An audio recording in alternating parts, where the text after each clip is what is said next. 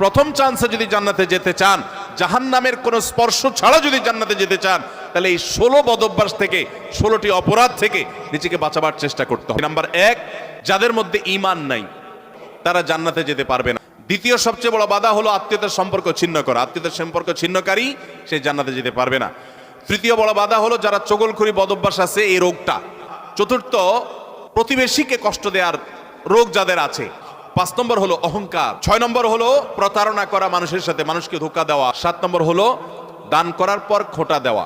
8 নম্বর হলো কৃপণতা। 9 নম্বর হলো ঘুষ দেওয়া নেওয়া। 10 নম্বর হলো মা বাবার নাফরমানি করা, মা বাবার অবাধ্য হওয়া, মা বাবার অসম্মান করা। 11 নম্বর হলো মাদক আসক্ত হওয়া।